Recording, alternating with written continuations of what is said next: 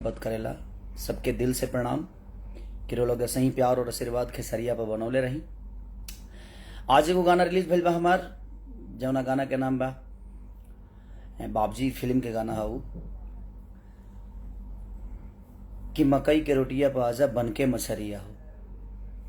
नर नर नर नर नर लेके आव थरिया हो। हाँ हाँ अरे मकई के रोटिया पयाजा बन के मछरिया हो। आहे मकई के रोटिया पयाजा, जौन की बाबजी फिल्म के गाना हो। रोलिंग ढेर और प्यार आशीर्वाद वो गाना के दी। बहुत अच्छा वीडियो सॉन्ग रिलीज भइल बा। ओकरा बाद काल एगो गाना हमार रिलीज होता जो कि लिट्टी चोखा के गाना बा। बहुत दिन से सबके इंतजार रहा कि वो गाना रिलीज हो जाओ। तो जरा फुलझड़ी क्या हुई मुहल्ला माचिस हो गया। ओकर ऑडियो सॉन्ग काल रिलीज होता आडीसी भोजपुरी पर। तो वो ढेर सारा प्यार दी ओकरा के, और कहे से कि रवल उनके आशीर्वाद के बिना कोनो भी काम हमेशा अधूरा रहेला। और वो प्यार और आशीर्वाद के बदौलत ही हमार जीवन बा।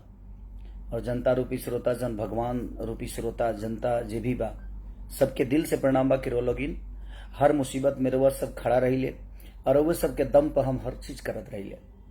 तो रउआ सबके प्यार और आशीर्वाद ही हमके इतना बड़ा बनौले बा। और कोशिश भी रहेला कि हमेशा रउआ सबके दिल और दिमाग हर जगह अपन कलाकारी के, अपना विचारधारा के हर वो बात रउआ सबके बीच में रखें। और आज एगो टीजर हमारे रिलीज भइल बा। रोलोगिन अपनी तो जैसी तैसी के आज 100 मिलियन हो गई।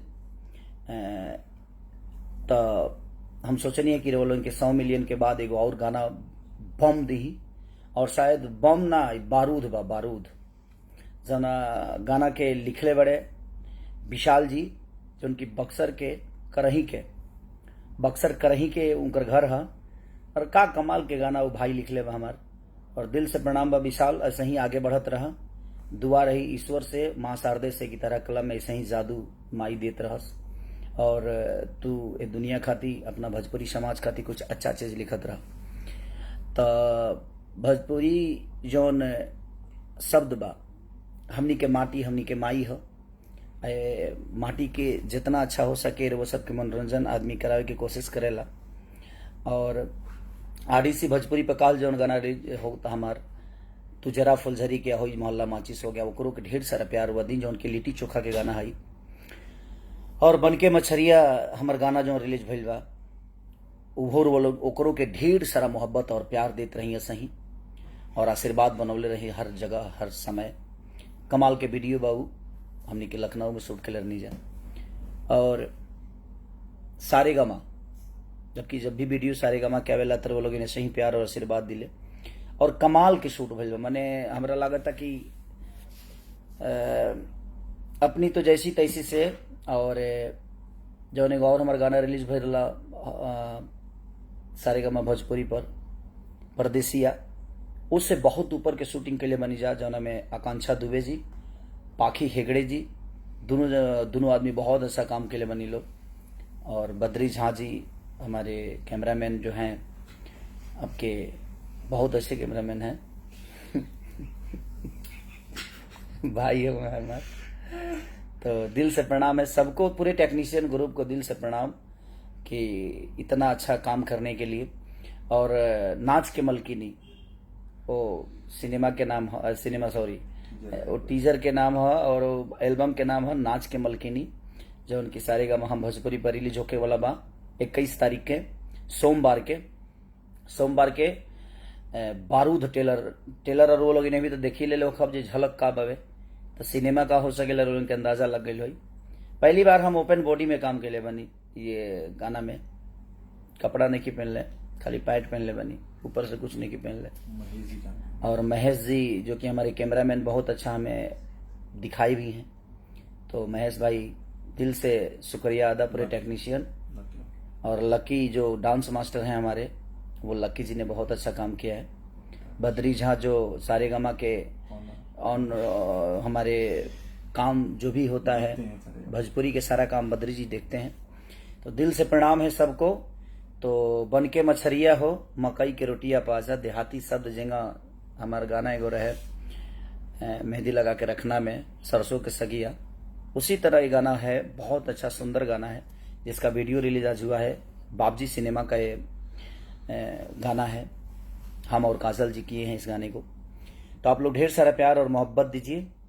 और कल आडीसी भोजपुरी पे रिलीज हो रहा है मेरा तू जरा फुलझरी क्या हुई मोहल्ला माचिस हो गया, और सोमवार को रिलीज हो रहा है आप सबके चैनल जिसका नाम है सारेगामा हम भोजपुरी।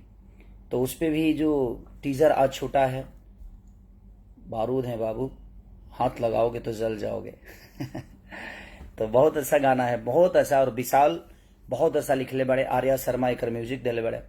तो सबके जितना भी ये गाना से लोग जुड़ल बा, और सबसे ज्यादा धन्यवाद हम लोग सबके देहब कि कौनो भी चीज हम गाई ले या कौनो भी चीज मार्केट में दिले तो लोग अपन प्यार और आशीर्वाद यही बनौले रही ले। तो यही बनाई और यही प्यार और आशीर्वाद हमके अपना बेटा, अपना भाई, अपना बच्चा खेसारी के देते रही कि हमेशा रहो सबके आशीर्वाद में हम रही, हमेशा रहो सबके हाथ हमारा माथ पर रहे, और असही प्यार दुलार हमेशा बरसावत रही अपना भाई, अपना बेटा, अपना भतीजा पर।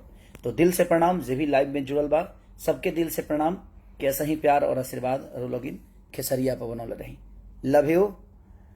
और ये नाच के मलकिनी ओकरा बाद वाला कहाँ, अब आप सुनिएगा तो आपको समझ में आएगा। तो एक रिकॉर्ड बनाइए और अपनी तो जैसी तैसी को आज आप लोगों ने 100 मिलियन कर दिया, उसके लिए दिल से थैंक यू कि आप लोगों ने बहुत कम टाइम में 100 मिलियन किया। और सबसे बड़ी बात है कि 1 मिलियन उसका लाइक हो गया है। बहुत कम ऐसे गानों का होता है, लेकिन आपने किया, करके दिखाया, क्योंकि आपके पास वो ताकत है, क्षमता है। आप लोग हमेशा खेसारी को मोहब्बत और प्यार से भर देते हैं जिस तरह, उसी तरह आज जो टीजर है उसको भी ढेर सारा प्यार दीजिए कि वो टीजर 1 मिलियन हो जाए। एक और बड़ा रिकॉर्ड बनाइए कि टीजर 1 मिलियन हो, तब मजा आएगा कि हाँ यार क्या टीजर है। और लाइक जितना कर सकते हैं आप, शेयर जितना कर सकते हैं आप करिए और ढेर सारा प्यार दीजिए।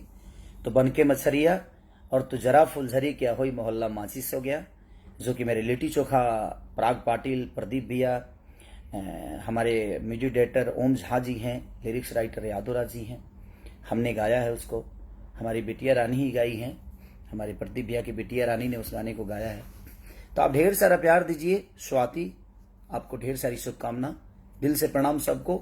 और हमसे जुड़े हुए जितने भी हैं जो मुझे मोहब्बत देते हैं, सबको पैर छू के प्रणाम कर रहा हूँ कि ऐसे ही प्यार और आशीर्वाद बनाए रखें। Love you. और इस गाने को लाने में संजय का बहुत बड़ा हाथ है और सोनू का, विवेक का, सब लोग मेरे अपने, पवन पांडे से लेकर विकास जी, अविनाश गिरी से लेकर हमारे प्रणव बाबू, जितने भी लोग हमसे जुड़े हैं जो मुझे मोहब्बत देते हैं, प्यार देते हैं, सबको दिल से प्रणाम। अनिल सम्राट जी हमारे बड़े भाई जो कि बड़े प्यार देते हैं, दिल से प्रणाम। लव यू ऑल, सबको दिल से प्रणाम। और बाबजी में गाना करने के लिए काजल जी को दिल से धन्यवाद कि उन्होंने हमारे कहने पे उन्होंने गाने को किया और बहुत सुंदर गाना किया, जो कि वर्ल्ड वाइड रिकॉर्ड से रिलीज हुआ है, जिसका नाम है बनके मछरिया हो। तो सारेगामा भोजपुरी का जो टीजर है 1 मिलियन जल्दी से करके बताओ, ताकि मैं फिर से लाइव आकर आप सबका प्यार और आशीर्वाद लूं। Love you all, thank you.